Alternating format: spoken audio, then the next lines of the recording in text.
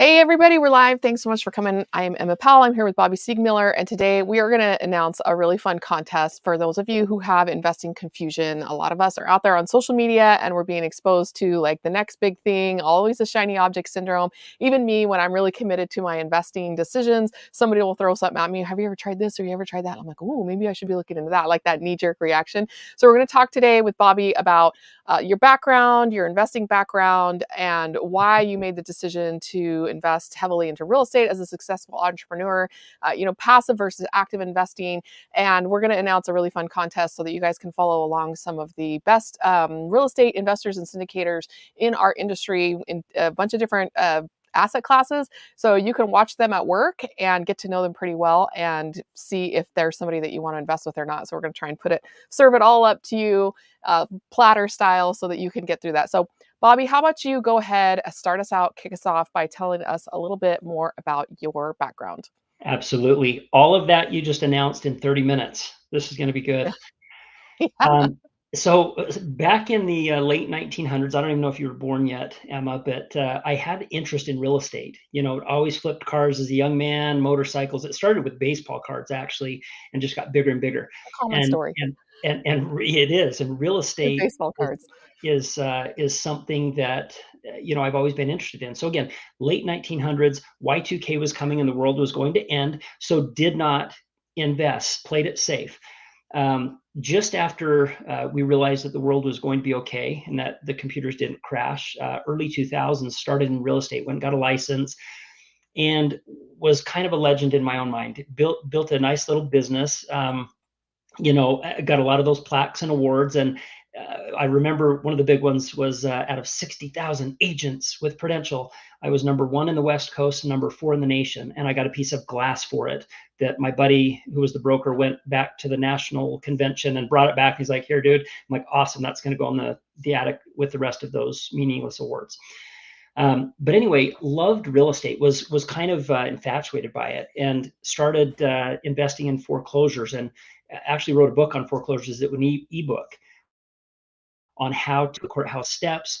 And I thought there's got to be a way to buy these before they come to the courthouse steps, and sales were being canceled. I had done all this research, and so I kind of reverse engineered that process and found there was this thing called a notice of default that would be filed when somebody didn't make a payment, and kind of followed that process and started working with the homeowners. And it was a beautiful thing. It was a benefit to them, so they didn't lose their home. Was able to help them gracefully exit a situation that was had a very bad impending doom ending. So started that way, and some fix and flips along the way. Absolutely loved it. And then the crash in 2008, 9, 10, jumped back in to the safe world of the .com. So Yeah. ended up building a business, with a friend, helping him build his business, and exited that in 2020. Stayed on for a couple more years, and then thought, I want to go back to my first love, and it's real estate. I love real estate, so have started investing.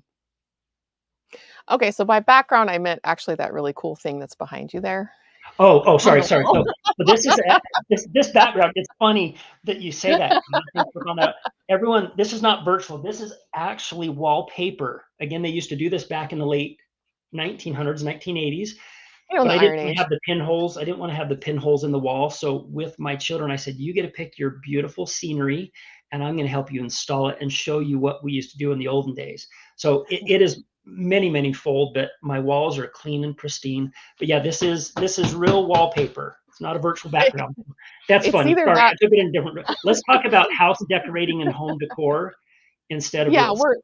we're off the side rails. I think it's just actually your wall. You just painted your wall bright green, and that's just not even a real background there. But No, it's real. Look, it's real.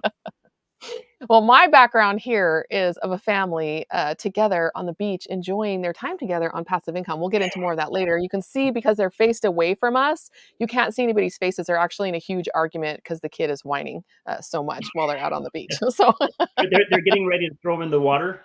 yeah, basically, I don't want to get into that right now, but it's like kind of the same thing that we're talking about with real estate. It's like you see the stuff on social media, you see how wonderful everything is, all the shiny objects, and then you start to do some of this stuff in your own life, and you realize it's everybody's like facing away from us and we're seeing this idealized version. It's usually not that. Mhm. So what we're aiming to do is kind of uncover the ugly side with the beautiful side, and so that we can show why we're doing this. So that my background was, again, wanting passive income so that my husband could quit his job. But I knew that my husband was going to be able to quit his job without a Mhm. process. This is not an instantaneous kind of a thing. So we had a layoff, multiple layoffs, and the last layoff that we had, well, the last one we had was just barely, but in 2017 we had that layoff and it was a panic attack. It was like we didn't have any money, we didn't know what we were going to do, and we had an emergency fund, and I had a photography business, but between both of those things, it couldn't even come close to sustaining our lifestyle, and so we just went into panic attack mode, and we ended up selling our dream home in Austin, Texas, and moving across country to Salt Lake City. And I wanted to start a new business. I didn't want to start a new photography business. I was getting kind of old and I was getting started creaky and the camera was hurting my hands because, Bobby, I was not only born in the late 1900s, my oldest child was actually already born in 1998. So I felt like I was in my 40s and I just didn't really want to go start a new business, especially not one that was so physically demanding. And I just didn't really feel like it had like a high income earning potential. And because if I hustled really hard, I was thinking I could probably gross six figures, right? And it just didn't really seem like it was worth taking all that time away from my family, my homeschooled kids, to go out and hustle on this business that only had six-figure earning potential. And I sat back and I thought, what can I do that would make a lot of money? And I even thought about going back to school, becoming an engineer.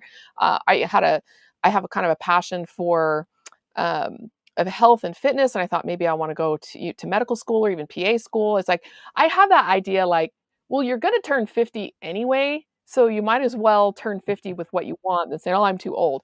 And so I looked into all these options, and I just kept coming back to real estate because I felt like that was the one skill that I had or could develop with my current skill level that I didn't need a specialized degree for, that I felt like I'm smart enough to figure this out. I'm a spreadsheet person. I can make this work. And so for me, that was the highest income earning potential with my skill set. So that's why I decided to start a business. And I knew that I wanted passive income. I knew that I wanted my husband to quit his job, but I knew it was going to take about 5 to 7 years to do that. And in the meantime, what was I going to do? So I purposefully started an active real estate business to not only keep myself busy while my husband was working, but also because I wanted to really ramp up my active income so that we could squirrel away enough into passive income so that by the time he was ready to quit his job, we were ready to live on our passive income. So that's really the origin of where I started in real estate investing and why I chose to do it as an active business rather than a passive thing. Because for me, I couldn't make more money going and doing something else. I think that's a brave statement and path. I think as parents, dual income families now, even more and more, we're looking at our children going, how are they Mhm. going to afford a home? And I know our Oh, parents said goodness. that. I know our grandparents said that about their children. Yes. It's different. It is different nowadays where the Yes. starting price of a home, I think in 1950, the average home was about $12,000. Now, average home is upwards of, they say 225,000. I think some areas are Mhm. pulling that up, but in our area, you're six, seven, eight, 900,000 for an entry Yeah. level home. So it is a concern. And I think the traditional pace of salary and job based on the degree that one gets isn't keeping up with inflation and the cost of Mm-mm. home and materials. So real estate there's so many ways to house hack and get in to real estate in a more meaningful way. So I love that you guys Mhm. took the jump and the journey, and it does take courage and it is scary. Yeah.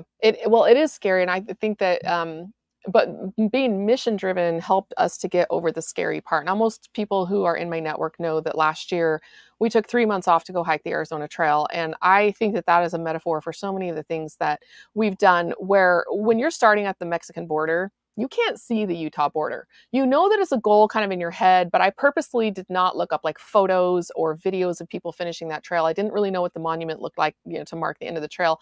I purposefully kept myself away from that because I didn't want to be fixated on racing to the border. I wanted to enjoy the actual hike. And there were so many times, even in the Grand Canyon, when this became very apparent to me when we were just at the end of our hike. I think Grand Canyon is like mile 720 of an 800-mile trail, and it's the Mhm. hardest part of it. And I remember looking up and seeing the North Rim, and it just, you could see it, but it was so far away. It was so demoralizing.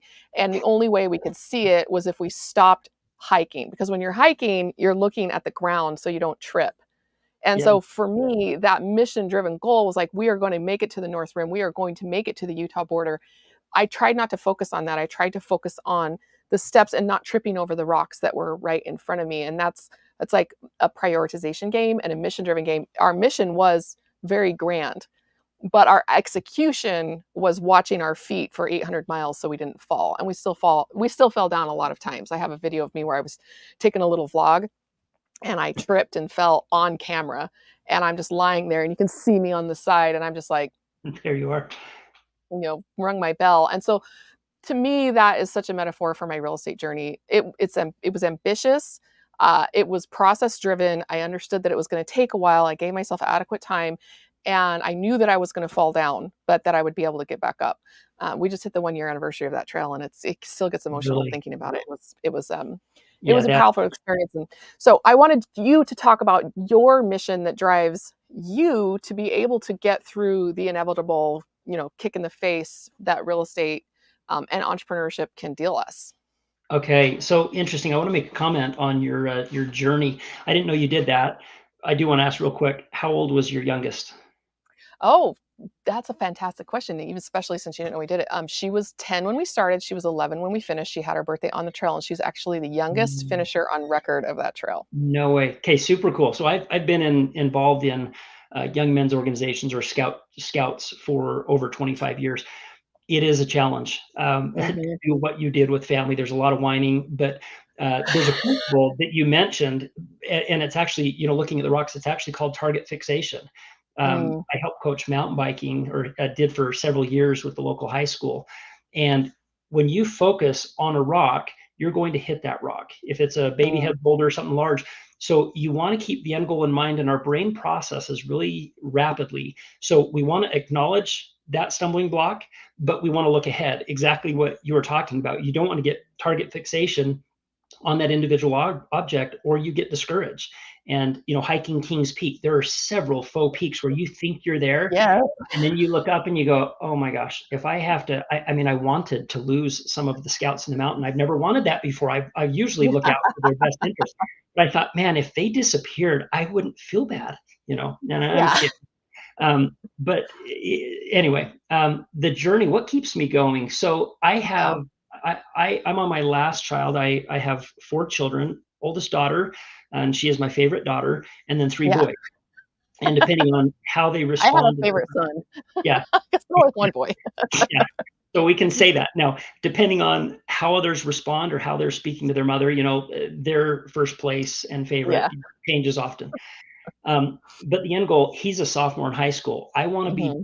be done in 2 or 3 years so that I can go give back to community. And I've done that the entire time. It's not like we don't give philanthropically, but in a more Hmm. meaningful way and in a full-time Full way. time way. So my goal was to build what a lot of people refer to as passive income. I'd be very clear. I don't believe that anything in real estate is passive. It's very active. It's very intentional and very engaging. It's residual income. That is the goal, where that income can supply you if you want to get up and do nothing that day. You've still got that income coming in. So that is the objective. And I've got 2 to 3 years. Now we had a great exit, and I've got a lot of money that I am allocating into real estate. But this I'm looking at as another vehicle for income, real estate, its own vehicle where it can support everything else. And then I don't have to touch any of the long-term investments, the stocks, the mutual funds, Hmm. for another 10, 15, 20 years. We could live a long time. So the Hmm. goal is, when my son graduates and he's an empty nester and we kick him out of the house, that we can go do some philanthropic ventures, like I said, in a more meaningful way and in a full-time status. So that's my why, that's my goal, what I'm working toward. Yeah. And I think what you said there, the really important part was that it's not like you haven't been doing that all along, because the Yeah. people who tend to want to go out and expand that are already doing it now. They're not making excuses about why you can't do it, or, well, I can do it when this thing happens, when I become financially free, when my son graduates from high school, making all these excuses.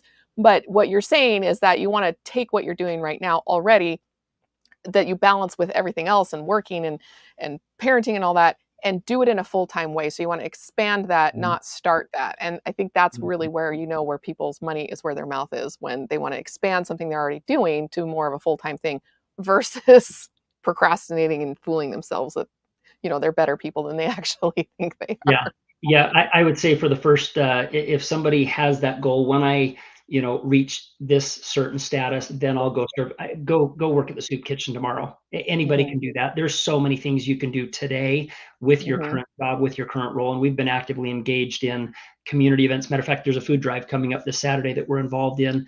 There's a shortage, and that's something. It's sad to think that there are families out there that don't have the necessary means to feed their Hmm. kids. And so that's something that we want to help with, and the whole family gets involved and the whole community gets Hmm. involved in that. So it's kind of exciting. But yeah, go give back. I read an analogy in a book the other day. It said, we can't go to the fireplace and say, give me heat. We've got to give the fireplace wood, start the fire, and then the fireplace gives heat back. We've got to give to get, is one of my big Hmm. beliefs in life. So Oh, that's a great analogy. I think that passive income is oftentimes like that, where there's an initial outlay, you put the wood in, you light it on fire, and then it's giving you heat, but then you can't just leave it like that unless it starts a forest fire, right? Sometimes that happens. don't do And that. those are the amazing stories we hear about, like, oh, my business caught fire and word of mouth only, right?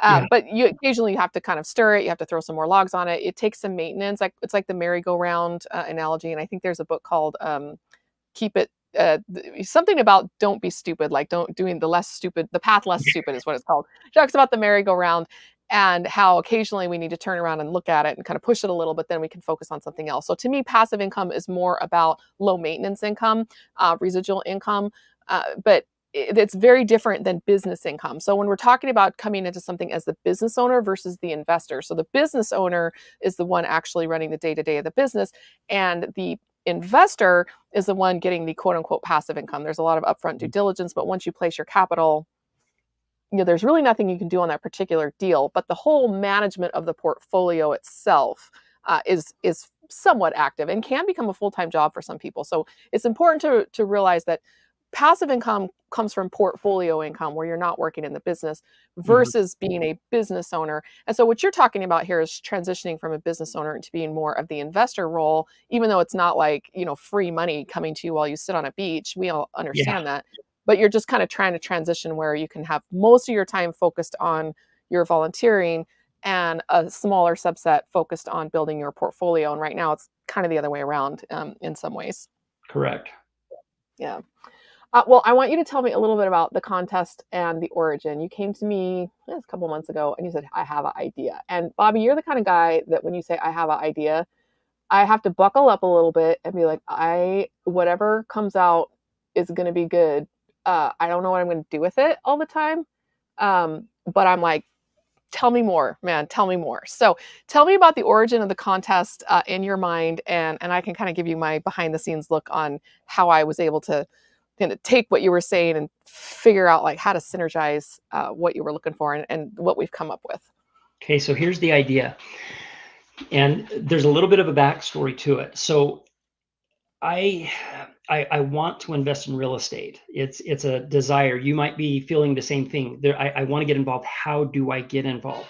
So I started researching, and I'm unique. I don't have any social media. I don't have Instagram. I don't have Facebook intentionally, but I do have LinkedIn and Strava.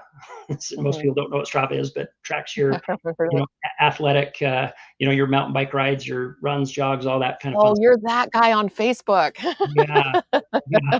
No, I'm like I said, has been. You're not on Facebook. No, I'm not on Facebook. Yeah. So LinkedIn was kind of the place I started looking and seeing people talking here and there. Ooh, I've got this, deal. Mm. I've got that deal. And to your point, the beach picture. I saw pictures of the beach and I thought, okay, this is intriguing. What's behind the scenes? And is this really all cakes and roses and unicorns and rainbows? Or I've done real estate. I know what it's like. I've watched people, succeed and fail in real estate. So I started doing a little due diligence there. And I called a bunch of people, and it was interesting. There were some people that were very giving of their time. You were one of them. You said, "Hey, let's chat." And matter of fact, you need to talk to this guy, Chris.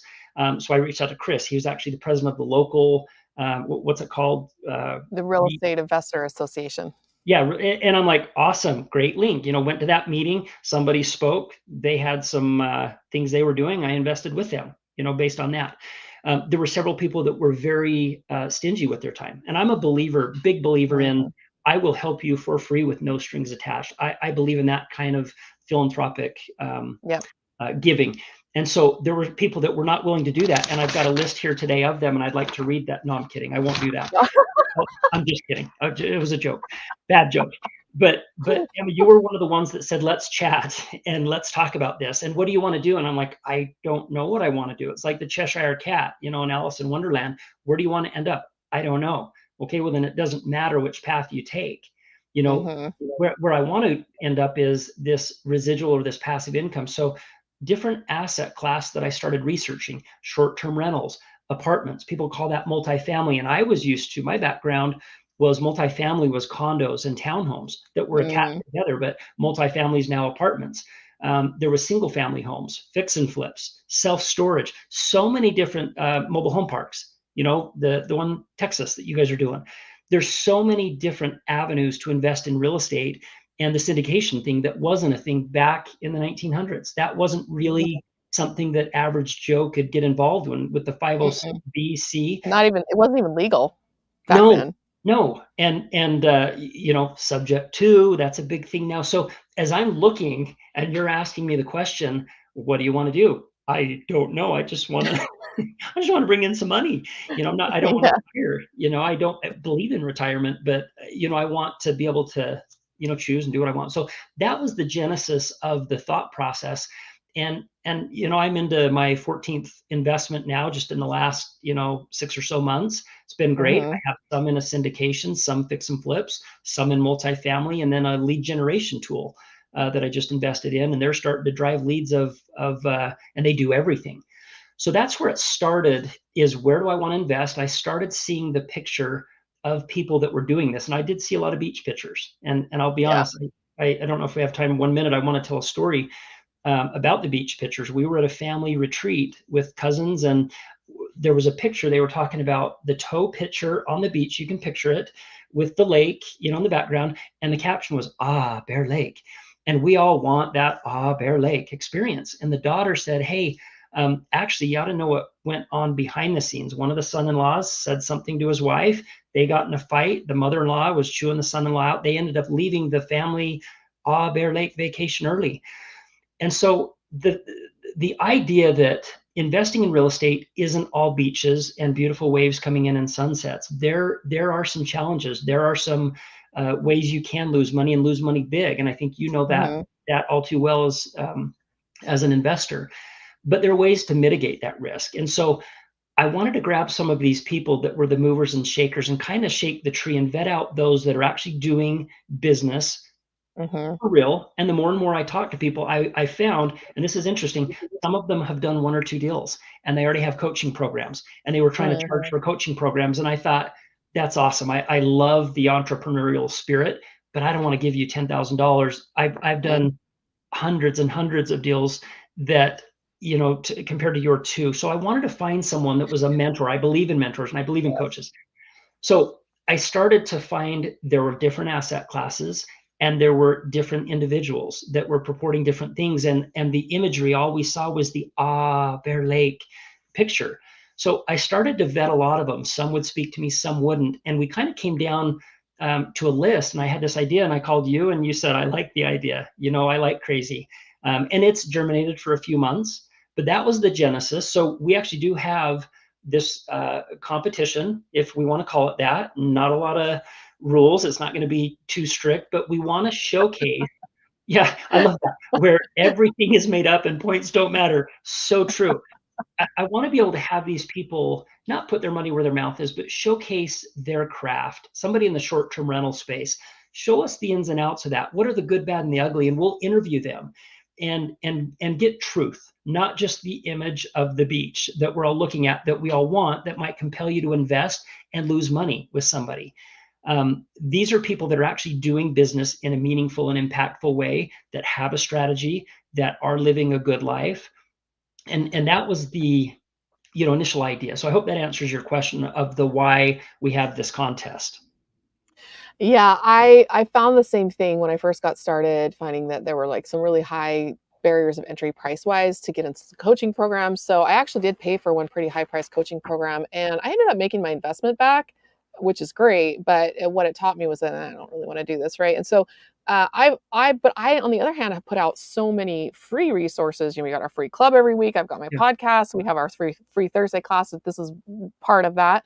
I found that there's sometimes a little bit of a lack of dedication. You know, when people pay, they pay attention, and the more they pay, the more they pay attention. But I also saw people in the same high price coaching program that I was in who never did anything with it. And so I know that that's not 100% true. It's like, you know, Mhm. you realize it's hard, and suddenly you're like, I just wasted 20 grand or 50 grand or whatever. Yeah. And so, you know, for me, there's so much free information out there that it becomes a paradox of choice. And again, we're looking at shiny object squirrels, and everybody's talking about how great their deals are doing. But we know behind the scenes, a lot of these deals are not doing that great, and people, there's some pain right now. And so, just trying to figure out, like, show me the best that you've got, and then show me the reality that's behind it. I loved that concept because people have called me pessimistic or negative before, like, "Oh, you have a negative mindset. You really need to get over that." And for a long time, I tried to tell Thank you. myself, like, "Oh, okay, I need to become more optimistic," right?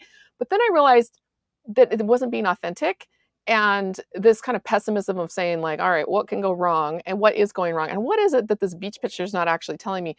I'm not going to call that a superpower, but that's me. And I'm going to give the unvarnished side of things as much as I can, because we have confidentiality and legal stuff that we got to be aware of. But I'm going to give the unvarnished version as much as I'm able to, Mhm. yet at the same time, not discouraging people from doing it. And so it goes back to passive versus active investing. This is the way, the truth of the life, right? For me, as far as financial freedom goes. Mhm. And there's nothing else that I think is a better vehicle to building wealth than real estate. But if it was easy, everybody would be doing it. And so we just really Yeah. want to showcase the people who are actually doing it, the people who are making deals happen and they're making money for their investors. Are they perfect? No. Do they know everything? No. And that's part of what we want to show. So the contest rules, where everything's made up and the points don't matter, it's more like the grand prize could be the investors. Like, you might invest, like you said, you might invest, we might invest, our fund might invest, people watching the contest might invest. So it's an opportunity to get in front of people and have potential investors looking at it in a, I don't want to use this trademark name, but kind of like a Shark Tank kind of presentation where we're going to really evaluate it. So I'll just go And, over and, the rules real and I want quickly. to Oh, add, sorry. and before you do that, I just want to interject here. I don't have any investments with Rise Capital. I have vetted every member of their team and was actually super impressed with their just philanthropic approach toward real estate investing, of information, of sharing, who they know most. It was interesting as I was on this quest for finding a mentor. It was interesting. Some were very, very stingy with their information and wanted you to sign up Mhm. and spend 10, 20 grand. And I'm like, dude, I understand what title and escrow is. I understand what a closing is. I've done probably more deals than you. I want to dust off my has-been skills from the early Yeah, 2000s and, just and, update. and do business in the modern world. I'm not just starting out. So that was one of the things that I was impressed with your group, um, and going to that local, whatever they call it, the get together. I went to one, but it was kind of cool. There was a whole group of people there wanting to learn, and everybody gives up their time for free. I asked, "Are any of you making money doing this as far as charging?" And they're like, "No, we do this." They give up their time, and I'm like, "You're my people." That's what I Yeah. love. So Rise Capital is going to help evaluate, and we've got others that are lined up that will help evaluate deals. And then we're excited if you want to talk about the what the participants, the rules that they'll adhere to, and how we'll publish these things. And there might be a nice trophy at the end, a goat trophy, a golden goat trophy, greatest of all time investor, because we really are comparing not apples to apples, but apples to bicycles. Short-term Mhm. rentals are so much different than multifamily, so Yep. much different than self-storage. So we get that they're different, and that's okay. We want to show you a variety of what is out there, and then let you pick, and no strings attached with us, but let you pick who to invest in, and we'll have an opportunity to invest in those deals as well. So I just wanted to fully disclose that I don't have investments with you. There's no money, no agreement between us being made by any participants. So there's my legal disclaimer. Yeah, no, that's actually a really good point, and one that we didn't even think about before the meeting started. Like Bobby has not invested capital in any of our deals, although maybe someday that'll change, hopefully. But as of this point, we don't have any affiliate links. We don't have any advertising agreements. He's not one of our investors. It's just No. somebody we met along the way who had this cool idea, and I thought, yeah, I want to jump on board with that. I love people who just think and look at the world in a different way because Yep. there are some people who are just so far out there that I never really get a hang of what they're saying. Um, but the more I try, the better I become, and eventually, I hope to be able to say, okay, I can get on board with this visionary. And Yep. like I said, you're one of those people that just you start talking, I'm like, even if I don't quite get it right at the beginning, I'm like, it'll come, just keep paying attention. So basically the way that this contest works is that we have a couple of people that we would like to maybe invite or have you apply. So if you fall into the categories of a multifamily investor, short-term rentals, land development, we could even do maybe some private lending, but a single family fix and flips, those are the things that the categories that we're looking to be able to highlight. It would require a minimum of posting at least once a week on the deal that you're working on that you can publicly share. So hopefully you would have a deal that you can share. So if you're a multifamily investor and it's a private 506B, this might not be the best fit for you.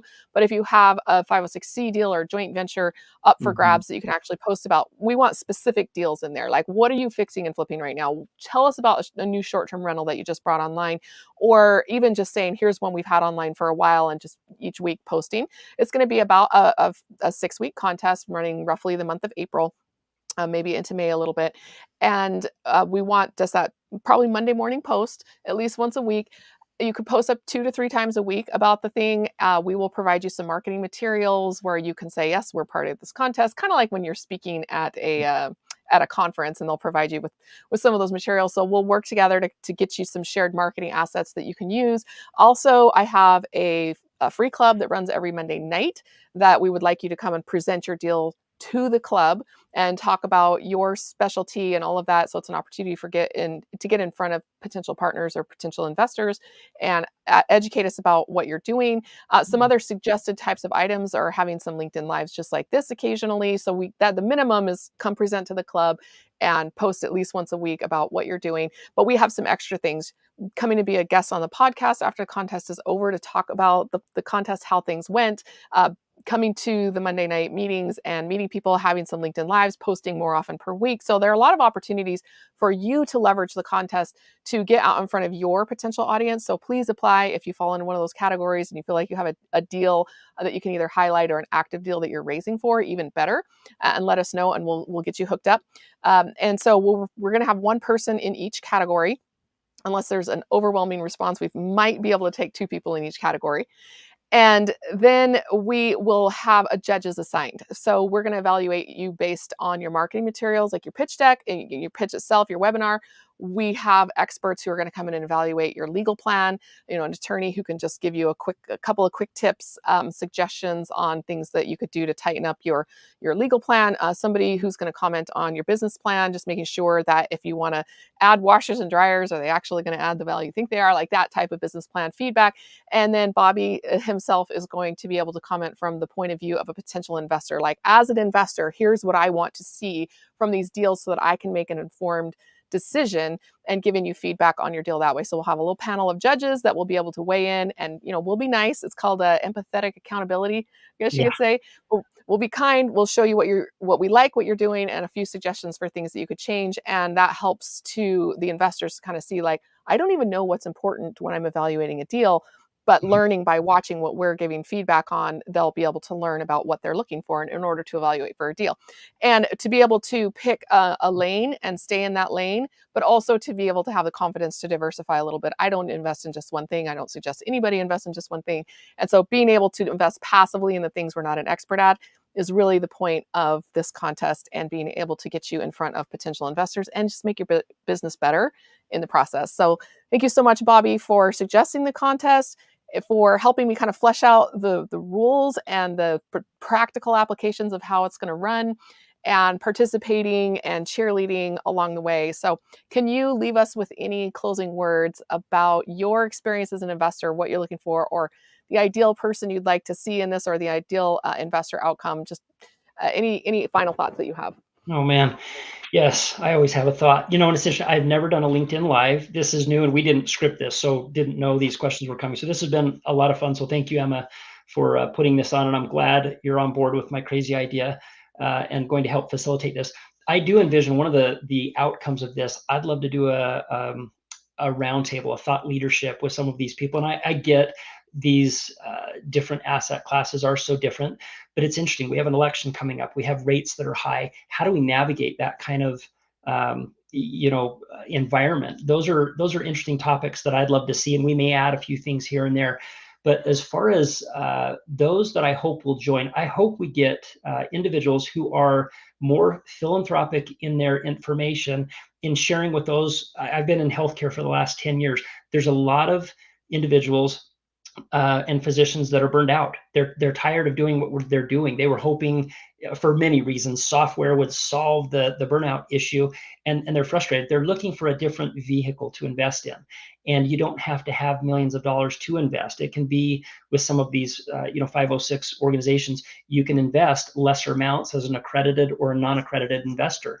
So I think what's important for me is just getting that information out there, having people understand and know where they can invest. And I have no vehicle for anyone to invest in. So, as far as what's in it for me, it's more of I want people to understand when I get asked, hey, can we invest with you?